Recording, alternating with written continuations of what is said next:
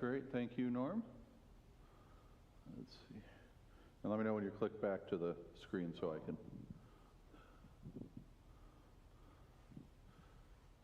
All right, great. All right, so today we're going to be talking about war.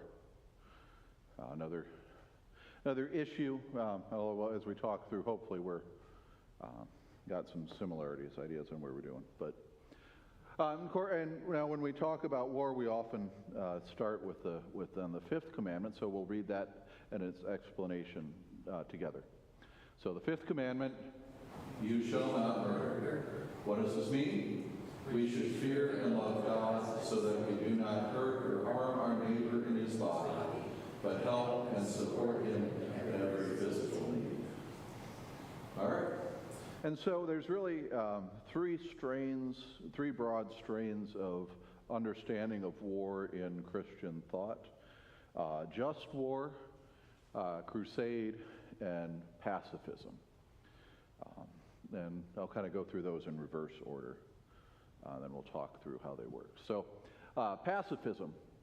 Some historians contend that pacifism, so no war whatsoever, war is bad, was the universal position held in the Christian church during its first 150 years of existence.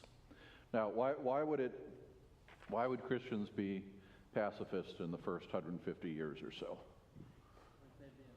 They were being persecuted, right? The Christians have no state power at this point. They're a persecuted minority, and so they're not in any position to demand war.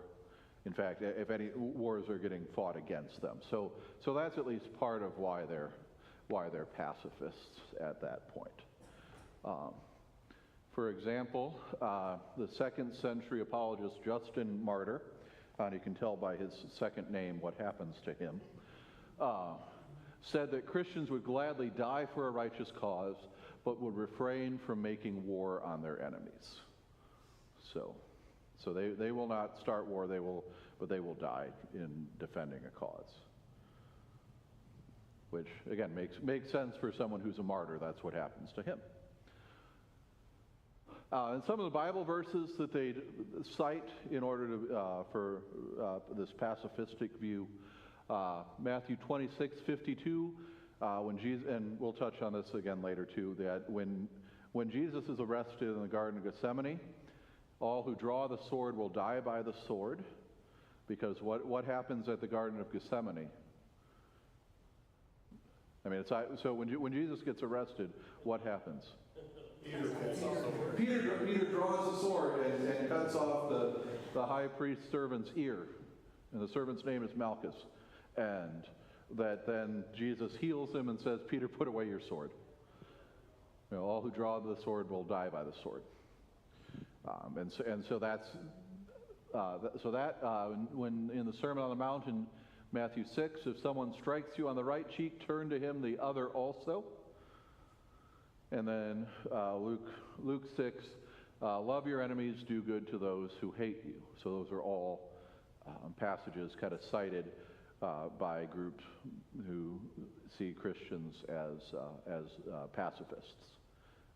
Again, first 150 years especially, we're pacifists.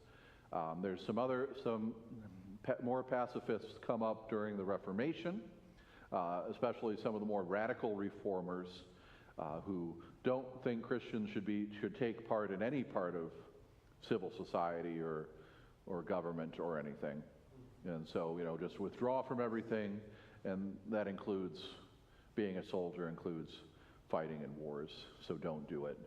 And you still have those are the radical reformer groups, like Quakers, Mennonites. There's still some pacifistic views of Christians present. In fact, thinking about that, mentioning that now reminds me, when I was in college, there was a Christian art of war exhibit or something at the university, and one of which had Jesus kind of holding up a bomber. It touched me in a way because my grandpa was a navigator on a bomber, and so Jesus supporting him and protecting him as he's doing this mission, especially because it's fighting the Nazi thing. I appreciated it, but one of my college classmates who was a Mennonite said he didn't like it at all because this is Jesus supporting war, and we don't think Jesus supports war because he says all these things about peace and turning the other cheek and loving your enemies, and so that really bothered him. So just kind of that recognition. All right, any thoughts or questions or comments on pacifism?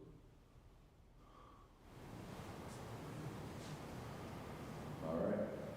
Then the opposite extreme is kind of the crusade idea. Also rooted in Christian history, especially the crusade movements of the 11th and 12th centuries. And this is one that, of course, when people blame Christianity for all sorts of problems or blame religion for all sorts of violence and wars, this would be what they'd point to.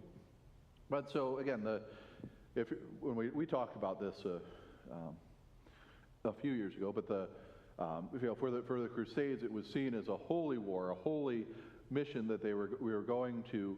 The Pope called an army together, and they were going to go and liberate Jerusalem and the Holy Land from the Turks, from the Muslims, and restore it to being a Christian kingdom. And so the violence that they did in pursuit of that cause was good and just and holy because it's a crusade. Again, war based on holy war on God's behalf, but for supporters of this view, they look not to the words of Jesus, but to how God's people act in the Old Testament. So like when the people of Israel enter into Canaan, what are they supposed to do? Engage in crusade and holy war, wipe out all the inhabitants of Canaan at the time. When they're, as that first happens, Joshua meets the angel of the Lord with the sword in his hand who tells him what to do to defeat Jericho. So we've got those ideas kind of present, that God's on our side idea. And we still get that kind of rhetoric often sometimes. I meant to look up the quote and forgot to, but when President Bush was arguing for war in Iraq, I think they used the word crusade at some point, and there was a whole to-do of that. You're offending the Muslim world when you start talking crusade, because it makes it a religious war when it's not necessarily a religious war. But all right. So any thoughts on crusade then? Questions, comments? Well, wasn't it a bunch of years ago considered a good thing? And now it seems like it's taken a twist, and it's like we did a horrible thing. Okay. The Crusades were sometimes seen again as a good thing, but now they've kind of been reevaluated. And people in that part of the world got slaughtered by the Muslims and blown away and killed and tortured and all that stuff. Let's go get them. Yeah. So they went and got them, but now it's and so some of it's just kind of reevaluating, especially on the effects of things, that they may have had good intentions, but the effects of things, like I can't remember which crusade it is, but they never made it to the Holy Land. They just stopped and sacked Constantinople instead, which was a Christian city. Eastern Orthodox, so not the right kind of Christian, but Christian anyway. So, so some of that kind of thing, or so the intentions were good, but the atrocities committed on the way there, the effects of what happened once they were there, that kind of thing's been reevaluated some. Yeah. That was always the case. If you're traveling from a long ways away, you need food from somewhere. You're going to take it from the guy here. Right. Yeah. Even that guy's house isn't in war. We're taking his stuff. Yeah. Our guy's got to eat. Right. And so is it the fault of the soldiers who took the stuff, or is it the fault of the planners who didn't understand logistics enough to realize they needed to feed people, or the children's crusade that ended with everyone enslaved? kind of some of those reevaluations have happened, certainly. We've been killing each other ever since the beginning of time. Yeah, I mean, so we've been killing each other. Religion has been a reason for it, but not the ultimate reason. I know, because like when we talk about the 30 Years' War, for example, is sometimes seen as a primarily religious war, and it had religious overtones, but you also had, when Cardinal Richelieu in Catholic France is fighting the Catholic Austro-Hungarians, and they're kind of switching sides, with the Protestants mixing in, and poor Germany's stuck in the middle at that point. And, so I mean, even religion's used as a justification, but it's not necessarily the whole thing.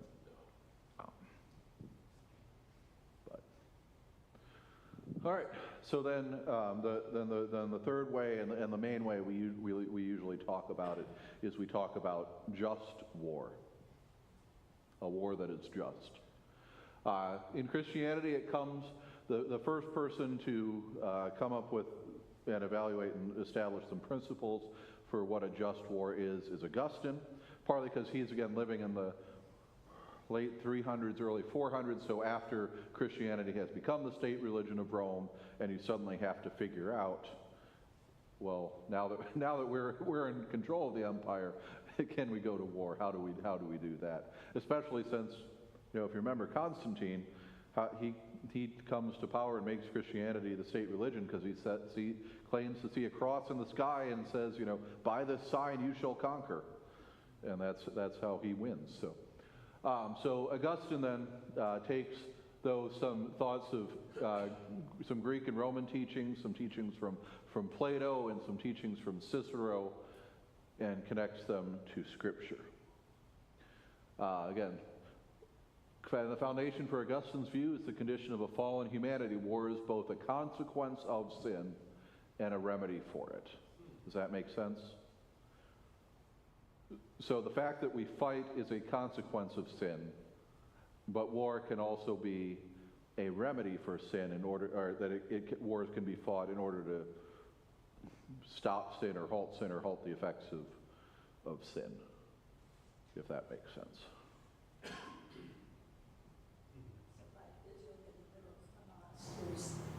Well, and so we can talk through that. Jan mentioned Israel and Hamas, and we'll talk through that. So because there's principles of just war, not only there's principles of going to war and principles of how you fight it, and we can talk and see and see how some recent conflicts have either followed those or not followed those. So again, although Augustine acknowledged that sin originated in the corrupt will of the people rather than their actions, when the evil will led to sinful acts, war provided a punishment. And that's, again, kind of connected to,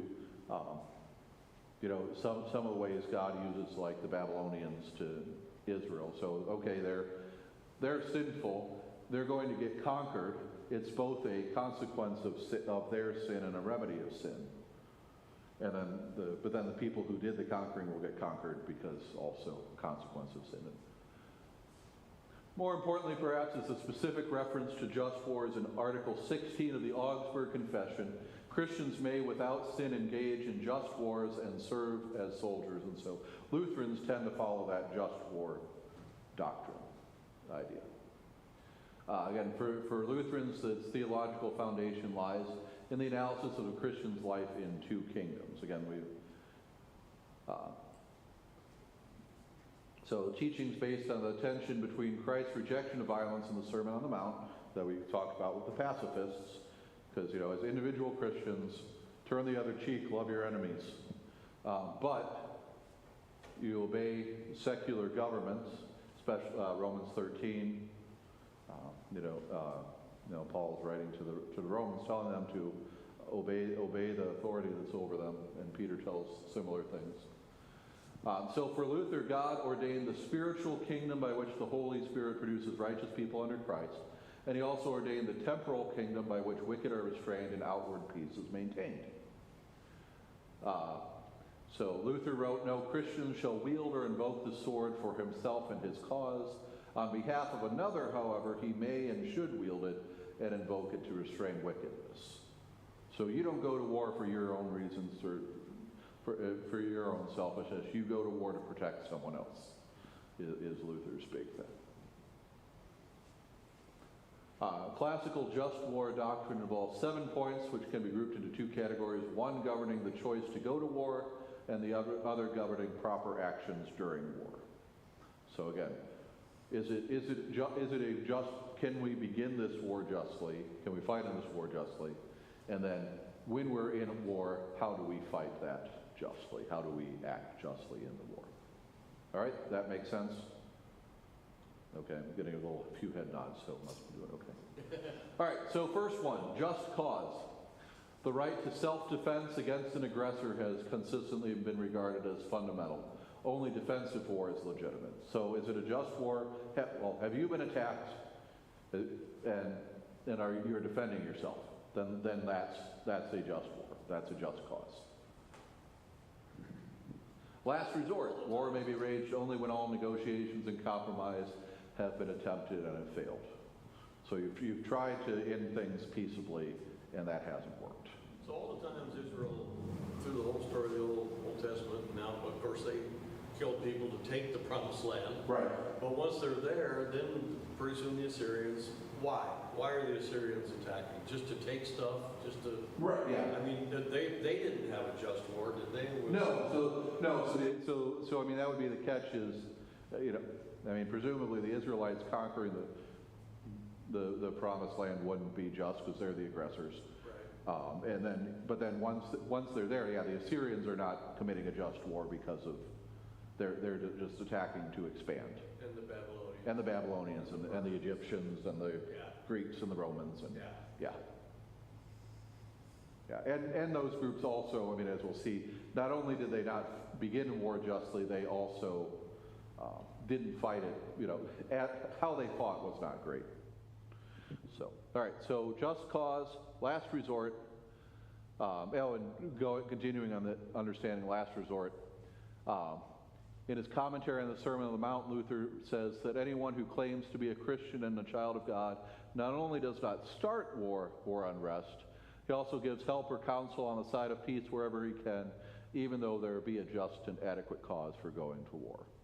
So, try and keep peace as much as possible. All right, formal declaration is the third thing for a just war. So, just cause, last resort, and formal declaration. You say you are actually at war, and you let people know you're at war. You don't just attack. Since the use of military force is the prerogative of government, not private individuals, properly constituted procedure for declaring and waging war must be followed. So, however the government is set up, this is what has to happen in order for war to be declared. That has to happen. Kind of the Geneva Convention stuff? Partly that, yeah. So as Thomas Aquinas commented, he's another thread of just war stuff too, because you have Augustine starting to synthesize some of the Roman and Greek thought with Christian thought. Aquinas does that again once Aristotle's kind of rediscovered. He says that it's not the business of a private individual to declare war, it's the care of the commonweal is committed to those who are in authority. So I can't declare war on someone because I am not a properly, in proper authority to be able to do that. All right, and then just intention. So why are you at war? Must be carried out to secure a just peace. So not for territorial conquest, not for economic gain, not for ideological supremacy. The only legitimate intention of war is to secure peace. So why are you fighting? You're fighting to make sure there's a just peace.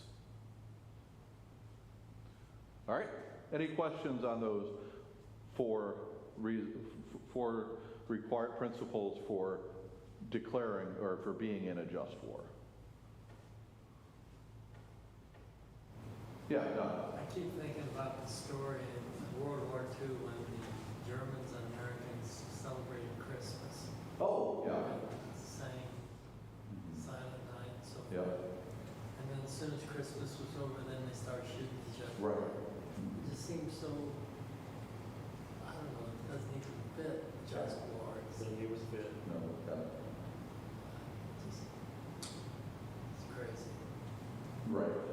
because again, that's part of war is dehumanizing your enemies, so then you can do whatever you want to them and not feel bad about it and that was also kind of the common soldiers were doing that, and then once the higher ups heard about the caroling and gifts exchange and stuff, they put a kibosh to that right away. But also it worked because there was a shared culture and stuff there. So, yeah, no, good thought. All right. So those are the 4 principles for being, to start a war, to participate in a war. Then while you are participating in a war, you have to follow these principles. Proportionality. Weaponry and force used should be limited to what is needed to secure a just peace and attain better conditions after the conflict than existed prior to it. So you don't use more force than necessary. I mean, and I think there can be different arguments, and like this is where we'd get, so this is probably like where we talk about the atomic bomb. It was overwhelming force, but the idea was we used it to stop having to fight longer. So overwhelming force at the beginning to kind of make sure that there wasn't that the war wouldn't go on any longer. So we can. They estimated like 500,000 were going to die if we just kept going. Yeah, so there's different estimates on how that works, and so there's lots of debate about that. Although it was funny as I was looking at this in this part, Lutheran theologian Johann Gerhard took up the use of cannonballs and said they should not be approved because of the extensive damage they cause. When a cannonball is a weapon of mass destruction. But I mean, just think about how warfare's increased so much, and so once as you move from swords and spears and arrows and slings to first rifles and things, and then you get to cannons and things. I mean, just how the increase in that and the increase in damage that they cause and that sort of thing. I think they found, wasn't the Germans working on it? They had a name for the cannon, but it was going to be able to shoot all the way to England. Right. I can't think what that thing was. It was huge. They didn't quite get it done. Right. Or didn't work. Yeah, well, I mean, and they used rockets to do that too and things. So again, proportionality. Don't use bigger things than you necessarily need to. Discrimination. Since war is an official act of government, again, that's if you're in a just war, there's been a formal declaration. Non-combatants and civilians should be immune from attack. So this is also Geneva Convention stuff. So again, so make sure you're only fighting the people that are enemy combatants, and not hurting innocent civilians or limiting that as much as possible. And then limited objectives, and this is often where the wars that we've seen and been involved with the last few years fail. Purpose of a just war must ultimately be peace, unconditional surrender, or the complete obliteration of the social or political institutions of a nation is unwarranted. So the goal is to defeat them enough in order to get peace. But and so the catch then is, well, how much is that?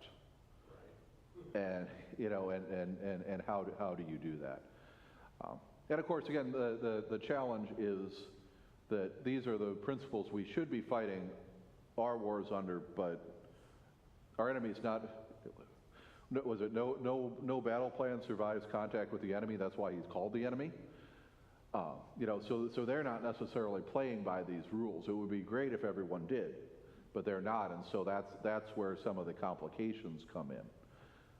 That if people are, if you can't tell the combatants from the non-combatants, I mean, Geneva Convention talks about you being in uniform versus not being in uniform.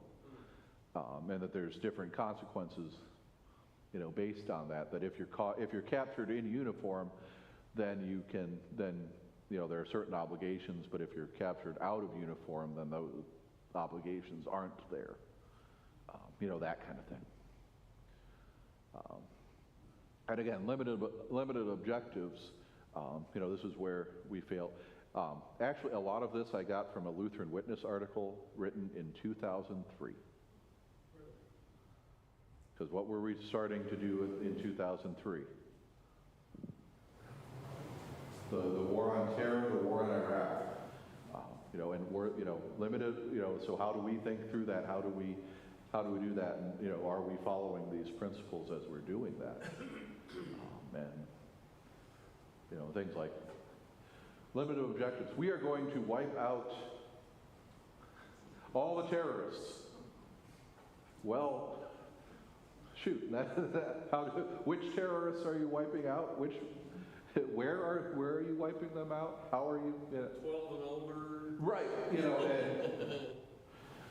again, part of the challenge is the terrorists aren't cooperating and wearing uniforms or things like that. Then that's, a problem we run into when watching Israel trying to deal with Hamas is Hamas purposely, they store stuff under hospitals, so then when Israel bombs hospitals, look at Israel bombing hospitals. Well, no, and the human shields kind of thing, and so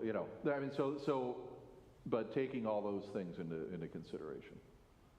All right, so what does it mean to have a just war in an era of weapons of mass destruction? Can a nuclear war be a just war?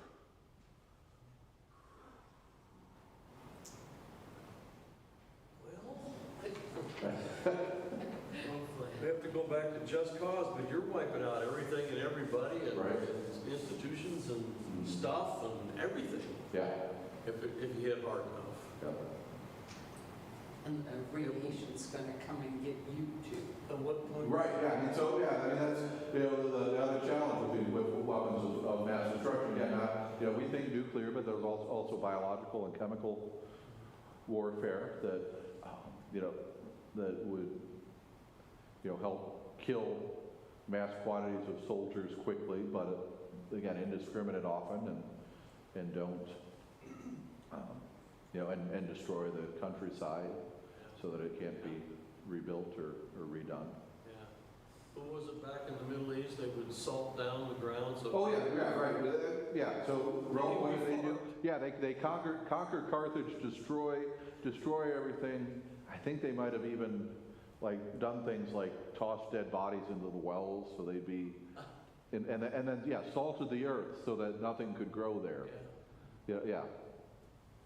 The Romans were not pleasant people. They were very thorough, but not pleasant people to be fighting against.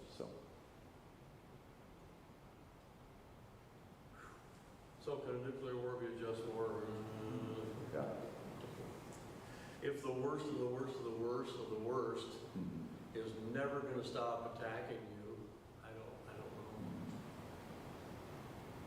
know. Right, and of course, and that's the challenge now that different powers have nuclear weapons, and how much can you,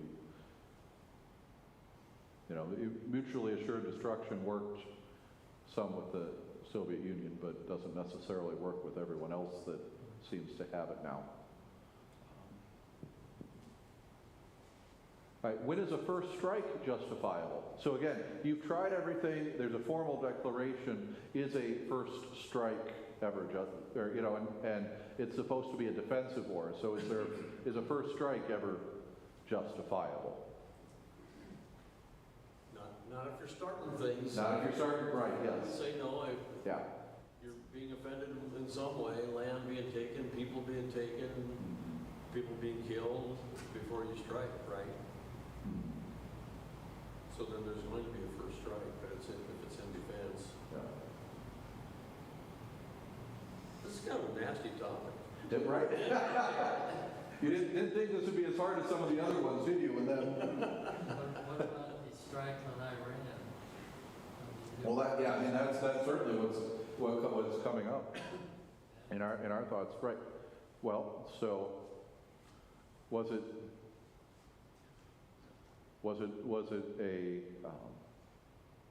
defensive? Were we attacked first? No. I mean, you can make the argument of Iranians using proxy groups around the place to fight things, and Israel probably has a better defensive justification than we do. But yeah, so it wasn't defensive, and was it? Were there attempts at peace? Well, again, we tried to limit. We had a nuclear deal with Iran. Then that got thrown out the window, and attempts to renegotiate it happened but failed. Well, that's because what we were asking is that they never ever get it. Well, and so, right, yeah, trust but verify. How do we understand? Right, yeah. So, formal declaration. Was there any formal declaration of war against Iran? I meant to look this up, but I was trying to remember when the last formal declaration of war that the United States has had, and I think it's Korea. Because Vietnam was just police action. I don't know that we ever formally declared war for like Desert Storm or SHIELD, and war on terror, those sorts of things. But a formal declaration of war. And then, again, just intention, that's maybe what you could argue is we're limiting, these are bad people who shouldn't have these weapons. We're working to make sure they do that. I think, too, there's 75 different examples in the past 25, 30 years where they have directly attacked something of ours or us or our people, or, going back to Lebanon and going just all the way back. Yeah. And we didn't level their city. We went after their weapons. Right, and so there's at least as it's fighting, so proportionality. I mean, we're using these big fancy weapons, but we're targeting only weapon infrastructure, generally not, trying to avoid civilian stuff. Limited objectives. We just want to make sure they don't have nuclear weapons. Yeah, so you could probably maybe argue that even doing that wasn't necessarily just, but how we did it was just. I think is kind of what we're coming at as a consensus. But again, this is. Did I have that written down? But the LCMS frequently asked question page, when it asks about war, says that there are various interpretations that can be held in good conscience by Lutherans, and so they point to a couple things to look resources to look at. But all right, is severely menacing behavior acceptable as a legitimate basis for initiating an act of self-defense? So if they're just being belligerent, and menacing, but not actually haven't actually pulled the trigger yet. So, Canada starts lining up tanks on the border. At what point does that become, that we need to do something about it and not, just wait and see and continue to talk them down. All aimed at Detroit. Yeah. Right. Is it Canadian Bacon, the John Candy movie, where they do that? I think so. Yeah. Oh, they actually did? There was I mean, so again, John Candy movies are like from the 80s, but where they try and get Canada to declare war on the U.S., and I think it's the president trying to get attention away from an affair or something, but yeah. So sorry, Barbie, you were going to say something, or? Okay. Well, definitely no room for sarcasm here. So Maybe we should just shut up. yeah. Yeah, again, sometimes the talking and posturing, is with that idea of getting someone to do something. So then you can say, "Oh, I didn't strike first. Nations are kind of like schoolyard bullies sometimes that way too. All right, Luther talked about that people were complaining that they were still ringing bells, and that's a Catholic thing. Luther said the ringing of bells is done as an exhortation to intercession, particularly for peace. The people are to be instructed in what a wonderful and precious thing peace is. And if I remember right, Luther's writing this after the Peasants' War. Orderly process of the law, all discipline in the service of God perish in time of war. For that reason, we should plead with God daily not to punish us with the scourge of war. So that's what Luther's saying about that. And again, also, he's dealing with, so the Peasants' War had happened during his time when they rebel against the princes, and then Luther, and then some of them claim that Luther's writings tell them that they can rebel, and Luther says no, but then he feels bad after the princes smack down the peasants so badly, and so you've got that going on, and you've got the threat of the Turks at the gates of Vienna in 1530, and that's part of why Charles is the Holy Roman Emperor is letting the Lutherans hang out a little bit because he's busy doing other stuff, and then, okay, I need you all to help me fight the Turks. As long as you do that, I'll let you keep parts of your religion and call it good. But then once he's done fighting the Turks, he comes in and have some other things like that. And then there is, though, that also idea of, so this is big picture war stuff. We can get into that individual picture, too, of can Christians be soldiers? And that's been a point of discussion for a while, too.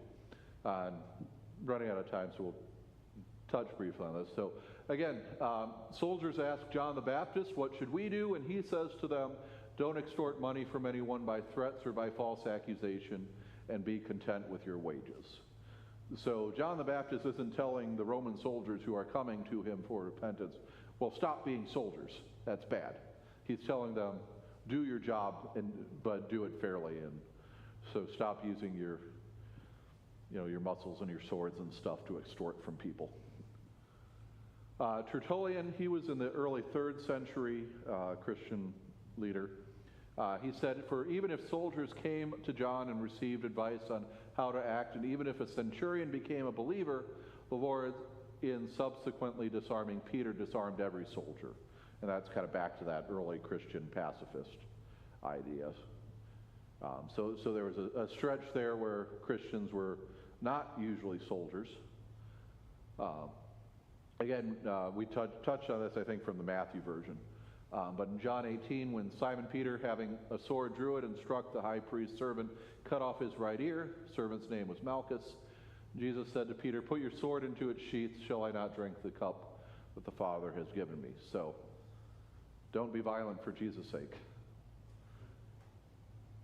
Again, Christians were discouraged from serving as Roman soldiers due to pacifist views, as well as concerns about the pagan rites required of soldiers. So, if you were a Roman soldier, there was the cult of Mithras that they would often follow. If you were an official Roman soldier, you often had to participate in all the emperor worship stuff. And so for those reasons, as well as just kind of general pacifist stuff, Christians were discouraged from being soldiers. You had some soldiers becoming Christian, but once you were Christian, you didn't want to become a soldier. I've never seen that name before, Mithras. That's what was that? A Roman god, and I forget exactly what. But it pops up a lot because that's one of those groups that people claim that Christianity borrowed stuff from. So some of the rites that the Mithras cult did, people claim that that's where Christianity got some of the stuff that we do, and might have probably more the other way around, but when you're looking for pagan origins of Christianity and things, that's one of the things that would come up in that context. Pagan origins of Christianity. Right. That Christianity, we just made things up. We borrowed stuff you know, we took the resurrection myths from like Osiris and the Egyptian gods. We took you know, the son of a god. Well, we took that from all the Greek and Roman gods that had kids. You know, I mean, you know, those Babylonians, you know, those kind of things. Yeah. But you know, in the synodical explanation of Luther's Small Catechism, it asks, does anyone have the authority to take another person's life? And the answer is yes. Lawful government as God's servant may execute criminals and fight just wars. So again, the thou shalt not murder. Well, and this is part of where that comes up then too. Again, so it cites Romans 13:4. So the fifth commandment does not forbid all killing, but as the Hebrew word does, sinful and unjustified killing or murder. So as a soldier, you are an agent of the state. The state has God has given the sword to the authority, given the sword to the government to keep peace, maintain order. As a soldier, if your government is fulfilling its role in just war, then you as a soldier are free to kill, not murder, but kill in self-defense, in the carrying out of your duties to protect your country and that kind of thing. So I was going to check too, because there was Luther wrote a little pamphlet on, you know, can a Christian be a soldier, because of the questions that people were raising at that time. And he essentially says again, yes, that it's fulfilling that. All those rules and that we supposedly adhere to. Right. The other side doesn't necessarily adhere to it all. Right? Yeah, and so again, ideally both sides are fulfilling this out, but we live in a sinful world where not everyone's certainly doing that. And so yeah, and it's of course, even if it's justified and things, that doesn't necessarily mitigate the fact that we live in a sinful human world and that this has an effect on soldiers. I was looking, I didn't find anything super relevant, but I had Operation Barnabas to help,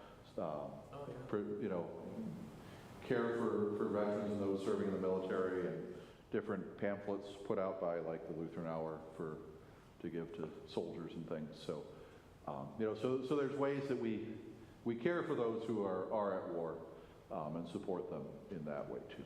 So, all right, about out of time. So any final thoughts, questions, comments? Very interesting. All right, well, good. Yeah, Don. I always think about how did Nazi Germany get all the German soldiers to go around and round up Jews and send them to concentration camps. Mm-hmm. I always think about how the world did a Christian nation like Germany Right. get enough people to do that terrible. Right. Yeah. How did Nazi Germany, so-called Christian nation, get its people to do what they did, especially in rounding up the Jews and other people and sending them to concentration camp? And the answer is, a lot of the soldiers were not involved in that part. They tended to keep it separate and focus on the people that would willingly do that, to be the ones that would do it. There was a lot of resentment and after the end of World War I, and so we need to blame someone else for why we lost and why we've been suffering under these huge debts, and so we can blame these other people. So it must be again, once you can other someone, once you can make it so that the other person, you don't see the other people as human, or as the same as you, then that makes it. They actually had some documentaries that they showed the people that just made the Jew look lower than a rat, lower than Yeah. And that's part of why that pops up. We keep hearing accusations of anti-Semitism in some of the things against Israel, but there's a lot of those tropes and things that refer to. There's a reason. Is it Shylock, the Jew who's bad guy in one of those Shakespeare plays. You know, yeah, Merchant of Venice. So, you know, so drawing on those sorts of stereotypes and things. And I mean, we, you know, not quite to that extent. There was always, I mean, you know why most, I mean, we don't, but a lot of LCMS churches will have an American flag and a Christian flag in the front. Because 100 years ago, well, you're German Lutheran, you're Germans. We're fighting the Germans. We don't trust you to be, I mean, there was a Lutheran pastor was lynched in East St. Louis, if I remember right, for you know, because thought, oh, you're a German sympathizer, we don't like the Germans anymore, so, yeah. But yeah, no, I mean, certainly hard to deal with, hard to understand sometimes, but yeah, reminder that we're all sinful and need to watch out and make sure we don't fall to that. Norm, did you have something? Yeah, there was an explanation of some of the Mideast situation written by a Missouri Synod pastor who was born in the Mideast. Is that something that is available from Synod online or something? Oh, I'll check and see where that is. Yeah.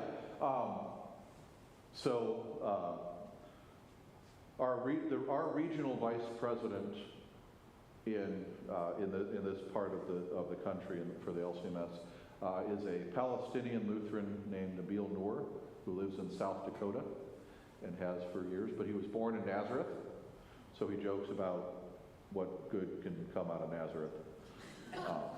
But when the Israeli-Hamas thing first started, he sent out something, and he's good friends with President Turner, so President Turner sent it out to all of us, and we've used it some. I can forward it out or see if I can find where to get it as needed. But because as someone who grew up as a Palestinian Christian in Nazareth, he's got a kind of unique perspective of being distrusted by the Muslims, but the Jews didn't trust him either.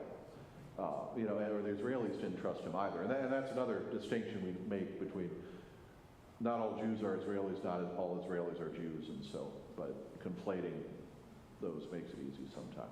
But yeah, so that gave him a unique perspective on how things work there too. So, all righty. Well, thank you very much. And Pastor Mark's got next week. I think I think he's doing gender identity, but I don't remember for sure. But well, that'll be easy. Yeah, another nice, easy one. This is why we're doing these nice, simple topics. So, all right. Well, thank you very much for coming.